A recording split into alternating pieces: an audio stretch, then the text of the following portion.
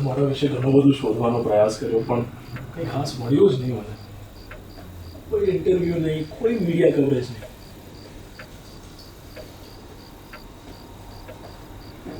Sir, તમે પહેલી Gujarati talkie film બનાવી હતી. લોકો આટલી મોટી વાત ભૂલી જાય. મને તો ધૂમ ચડી ગઈ. બાકી ભક્તિ તો બધી નરસૈયાની. આખી વાતની શરૂઆત ભાષાથી થઈ હતી.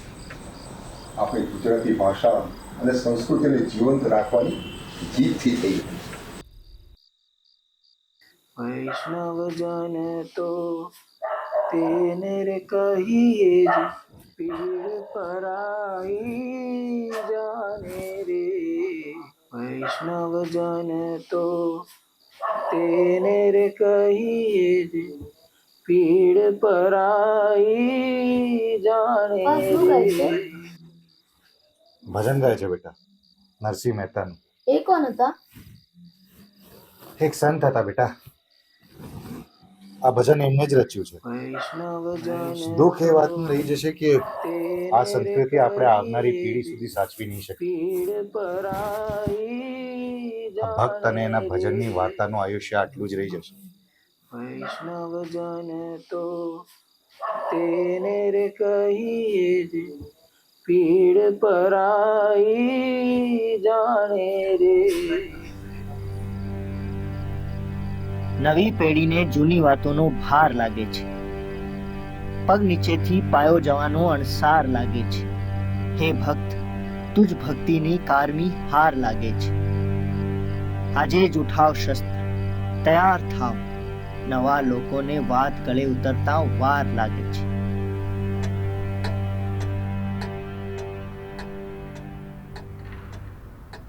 ફિલ્મ હશે ગુજરાતી, જેમાં વાદળ પર બેસીને કોઈ દેવ નહીં આવે, ના કોઈ તલવાર, ના કોઈ મોહ, ના કોઈ માયા.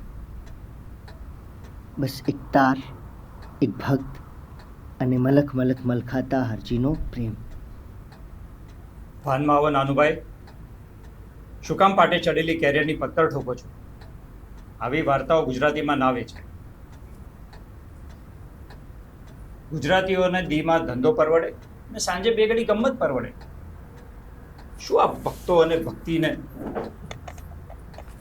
મારી વાત સમજો. સિનેમામાં ગુજરાતી ના હોય.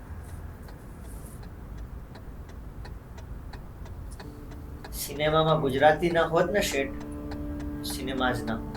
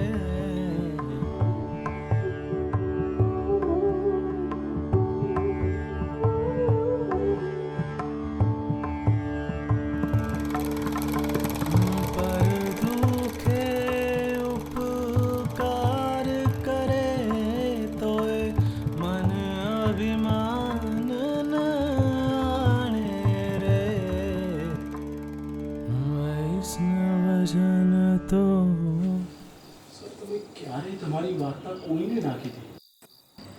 વાર્તા કોઈને કહેવાય છે ક્યાં? એ તો તમારા જેવા સાંભળનારા હોય તો જ. ખૂણો ફંફોસતા ફંફોસતા વાર્તા લગી આવીને ઉભા રહે. બાકી મારી વાર્તામાં શું? હું અને ભગત નરસિંહ, એના ભજન એ મારી વાતો, અને મારી વાતો એટલે એના ભજન.